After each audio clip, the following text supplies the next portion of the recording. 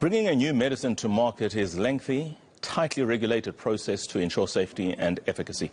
But can technology and AI speed up the approvals without sacrificing standards? Well, tech entrepreneur Adriaan Kruger joins us to explore how AI is clearing approval backlogs, strengthening South Africa's pharmaceutical sector, and what this could mean totally for healthcare across the continent. Adriaan, baie verwelkom by eNCA. Ek is bly dat hy hier is. Awesome. No, thanks for having me. It's great to be here. An important conversation. It's partly a technology conversation as it is a healthcare conversation. But if you unpack it even further than that, it's about national sovereignty and a nation's ability to produce for itself what is most critical to it. Put differently, we saw in COVID how just important a conversation like this is, given what the superpowers of the world were able to do with vaccines, their rollout, and holding back critical IP that might have made the pandemic a little bit less of the pandemic it really was. Your thoughts? No, exactly. I think in Africa we have this stat that you'll see that we'll share on the screen shortly. But in, I think, Africa we account for roughly 25% of the world's population, and we carry, I think our population is about 18%, but our disease burden is about 25%, and we only receive, if you go to the previous slide, we only receive about 3% of the funding when it comes to clinical research. So I think that is something that we are trying our best to bring technology to the forefront, bring AI to the forefront, so that we can move that investment number up to get more investment coming into the continent.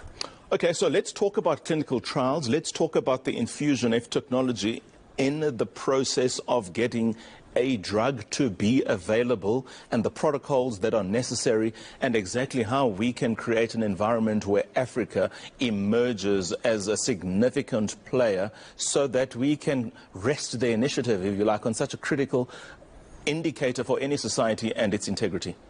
Perhaps you can go through your presentation, starting from where we are right now. Yeah, I think the one thing that we've seen that really holds Africa back is the fact that everything is quite manual in the way that how the data is processed on that previous slide. The other thing is the software platforms that are available are only really available out of the US and out of Europe, and those platforms are very expensive. So I think those things are really holding Africa back and holding the research back. So that's why when we started the business many years ago, we really tried to make the software platform. We're still the only company in Africa that have gone through the whole process to validate our software with the FDA in the US and the European Medicines Authority in Europe. But we wanted to make our software available at an affordable price so that researchers and clinical research centers can actually conduct research in a digital way. And because it's more digital, there's more control, it's more better quality, and it makes it a lot more appealing to funders and pharmaceutical companies to bring clinical research to the continent.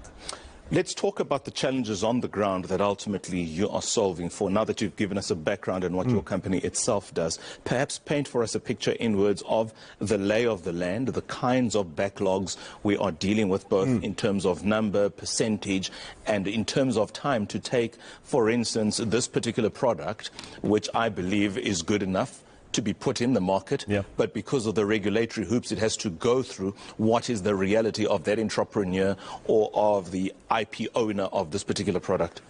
Yeah, the world of clinical trials or clinical research is actually, it's very long. It takes forever. So it starts in a laboratory where people work on different compounds, seeing what works, what doesn't work. From there, they register a patent, and they take it through different stages of tests. We go through animal studies. That takes up to 2 to 3 years. And once we know it's safe, after the animal studies, only then do we start the process with human studies. So this bottle or this vaccine or this tablet that you buy in the pharmacy, by the time it reaches the pharmacy, it had 10 years of R&D that we're busy figuring out. Is it safe? Is it efficacious? Are there minimal side effects? And the process that we involved in is actually to help digitize this process of where the research is being conducted. But I think one of the elements or one of the projects that we've been involved with recently, where we implemented some AI, is with our own medicines regulator, and it is a platform that is agnostic across the regulators in Africa. But a big backlog is once we've gone through all these trials and we know that the product is safe, specifically when it comes to generics, so the these are a carbon copy of the original drug, but a lot more affordable. So those are the likes of Cipla and Aspen, why they are big companies in the world. But the process to get that actual drug or treatment approved is very time consuming, very manual. In some African countries, some of these products have been waiting for 9 years to get approval. So we've implemented an AI model that actually now runs through this whole dossier with all the information. I think it's about 12 or 15,000 pages of documentation that the reviewers need to go through.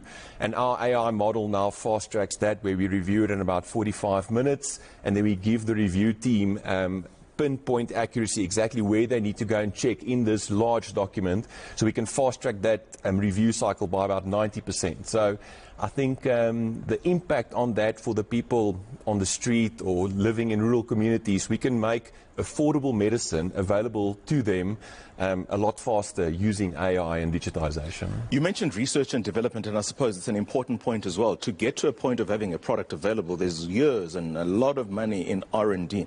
Talk to us about the value of governments investing in research and development, and perhaps with the stakeholders in the broader enterprise. It wouldn't just be limited to those in the pharmaceutical sector, but your research institutions, the South African equivalent would probably be CSIR, and the value that you bring as a technology business to them in having these kinds of critical healthcare outcomes available to them.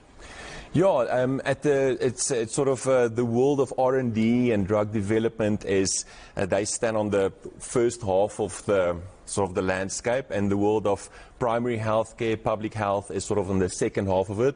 And I think we meet each other here in the middle at the medicines regulator or the South African Medical Research Council. So I think by us as a South African company helping digitize and optimize our clinical research is being conducted. And we've already seen it unlock significant funding from the US and from Europe coming into South Africa because we are operating at a more efficient level.